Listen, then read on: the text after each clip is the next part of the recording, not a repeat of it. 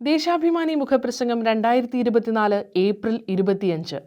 Operation കുംഭാനി. ഗുജറാത്തിലെ സൂറത്തിൽ നിന്ന് പുറത്തുവന്ന ഞെട്ടിക്കുന്ന ആ വാർത്ത ഇന്ത്യയുടെ 77 ആണ്ട് നീണ്ട ജനാധിപത്യ ചരിത്രത്തിൽ കേട്ടുകേൾവിയില്ലാത്തതാണ്. കോൺഗ്രസ് സ്ഥാനാർത്ഥിയുടെ നാമനിർദ്ദേശ പത്രിക തള്ളുന്നതിന് ആ സ്ഥാനാർത്ഥി അടക്കമുള്ള കോൺഗ്രസുകാർ BJP നേതൃത്വവുമായി നടത്തിയ ഒത്തുകളി ജനാധിപത്യ സംവിധാനത്തെ തന്നെ ലജ്ജിപ്പിക്കുന്നു. നാമനിർദ്ദേശ പത്രിക സമർപ്പിക്കുമ്പോൾ തന്നെ ആ സീറ്റ് BJPക്ക് ഉറപ്പാക്കാൻ തയ്യാറാകുന്ന വിധം ജീർണ രാഷ്ട്രീയത്തിന്റെ വക്താക്കളായിരിക്കുന്നു കോൺഗ്രസ് നേതാക്കൾ. തെരഞ്ഞെടുപ്പിൽ വിജയിക്കുന്ന കോൺഗ്രസ് സ്ഥാനാർത്ഥികൾ ആ പാർട്ടിയിൽ തുടരുമെന്നതിൽ എന്താണ് ഉറപ്പ്?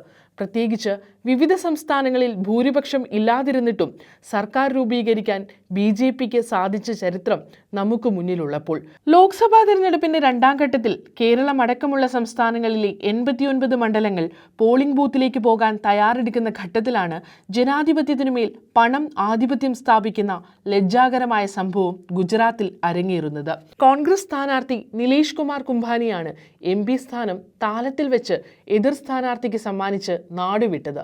ഇയാൾ BJPയിൽ ചേരുമെന്ന് ഉറപ്പായി.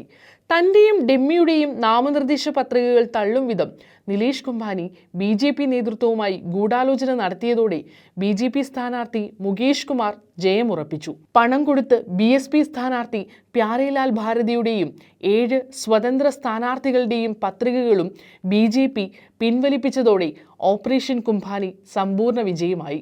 കുംഭാനിയുടെ നാമനിർദ്ദേശ പത്രികയിൽ ഒപ്പിട്ട ഭാര്യ സഹോദരനും അനന്തരവനും ബിസിനസ് പങ്കാളിയും തങ്ങളുടേത് വ്യാജ ഒപ്പാണെന്ന് സത്യവാങ്മൂലം നൽകിയതോടെയാണ് പത്രിക തള്ളിയത്. വസ്തുത തെളിയിക്കാൻ വരണാധികാരി 24 മണിക്കൂർ അനുവദിച്ചിട്ടും കുംഭാനി അതിന് ശ്രമിച്ചില്ല. BJP ഈ വിധം ഇടപെടുമെന്നറിഞ്ഞിട്ടും തടയാൻ ഗുജറാത്തിലെ കോൺഗ്രസ് നേതൃത്വം ഒരു ശ്രമവും നടത്തിയില്ല.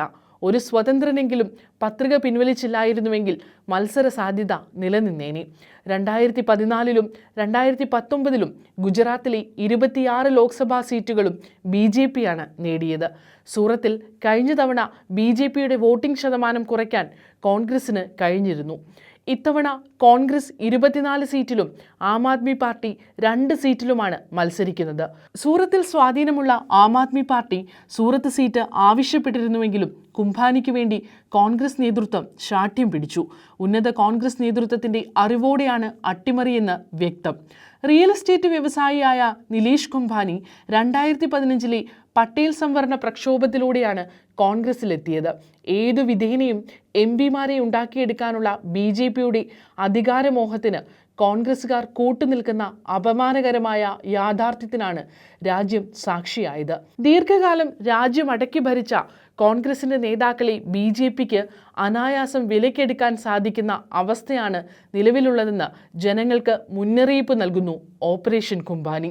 കാലുമാറ്റവും കൂറുമാറ്റവുമൊക്കെ തെരഞ്ഞെടുപ്പ് കാലത്ത് പരിചിതമായ സംഗതികളാണ്. എന്നാൽ തെരഞ്ഞെടുപ്പിന് മുമ്പ് തന്നെ ഭരണകക്ഷി സ്ഥാനാർത്ഥിക്ക് വിജയമുറപ്പിക്കാനുള്ള ഗൂഢാലോചനയിൽ പ്രതിപക്ഷ പാർട്ടിയിലെ നേതാക്കൾ പങ്കാളികളായത് ചരിത്രത്തിലാദ്യം. തെരഞ്ഞെടുപ്പ് കഴിഞ്ഞ് ആർക്കും ഭൂരിപക്ഷം കിട്ടാത്ത അവസ്ഥയുണ്ടായാൽ നിങ്ങൾ പണം തരൂ, ഞങ്ങൾ നിങ്ങൾക്കൊപ്പം നിൽക്കാമെന്ന് BJPയുമായി ഡീൽ ഉറപ്പിക്കാൻ കോൺഗ്രസ് നേതാക്കൾ മുൻകൂർ തുക വാങ്ങിയിട്ടുണ്ടാകും.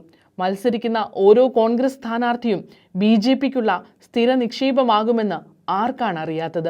കേരളത്തിൽ നിന്നുള്ള നേതാക്കൾ പുതിയ പാർട്ടി ഉണ്ടാക്കാനുള്ള നീക്കവുമായി തന്നെ വന്നു കണ്ടെന്ന് BJP നേതാവും അസം മുഖ്യമന്ത്രിയുമായ ഹിമന്ത ബിസ്വ ശർമ്മ വെളിപ്പെടുത്തിയത് കോൺഗ്രസിന് വോട്ട് ചെയ്യാൻ തയ്യാറെടുക്കുന്നവർ ഓർക്കുന്നത് നന്ന്.